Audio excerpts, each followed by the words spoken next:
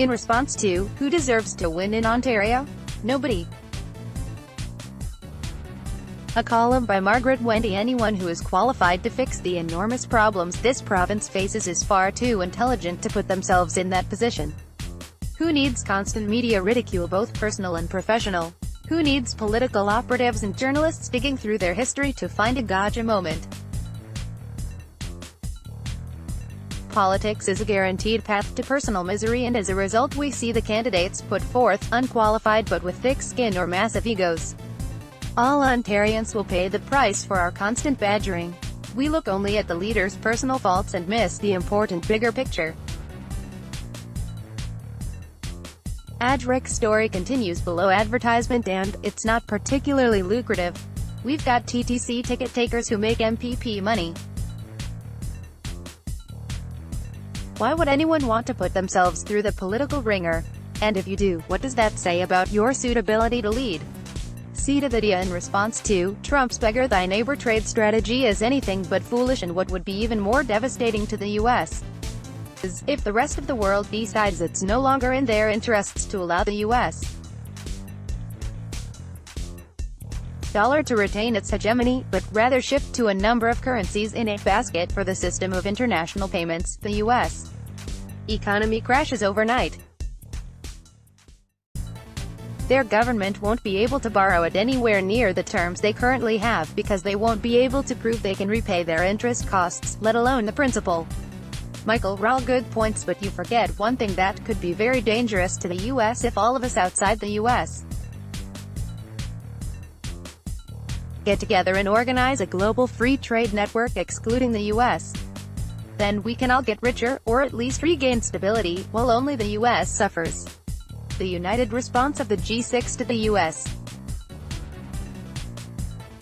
tariffs already suggest that this approach is being attempted, although perhaps more as a negotiating tactic at the moment. However, if we could pull it off, while there would be short-term upheaval, in the long term it would let the rest of us continue to benefit from global free trade, enabling us to continue advancing faster than the U.S. Story continues below advertisement. Mahler and Luprecht.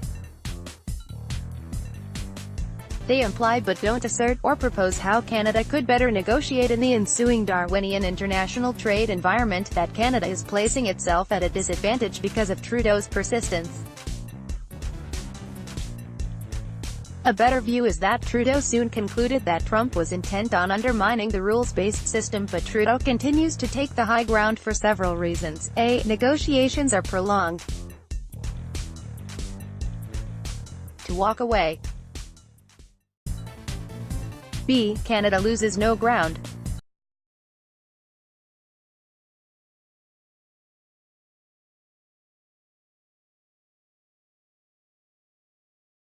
I for one think the federal government is handling the international trade file well. Bob Adamson, in response to, for many with disabilities, plastic straws are essential, not frivolous. A column by André Picard. Story continues below advertisement. Personally, I think making plastic products more expensive is a better solution. Call it a plastic tax if you will, but ensure that it goes towards recycling programs. Currently, many plastic products aren't recycled because it's uneconomical to do so. Ban some types of plastics such as non-recyclable black plastics, and increase funding to facilities that do recycle less profitable plastic products.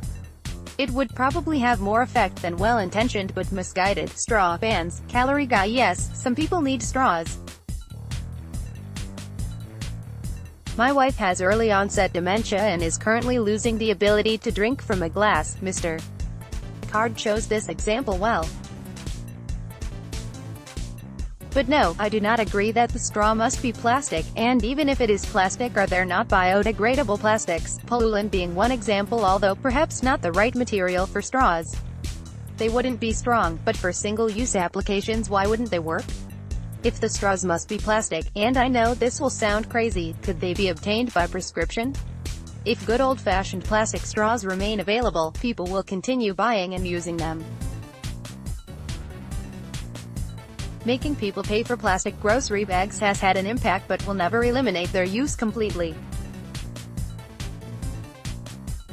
One from the comments is a new feature designed to highlight interesting and thoughtful contributions from our readers. Some comments have been edited for clarity. Everyone can read the comments, but only subscribers will be able to contribute.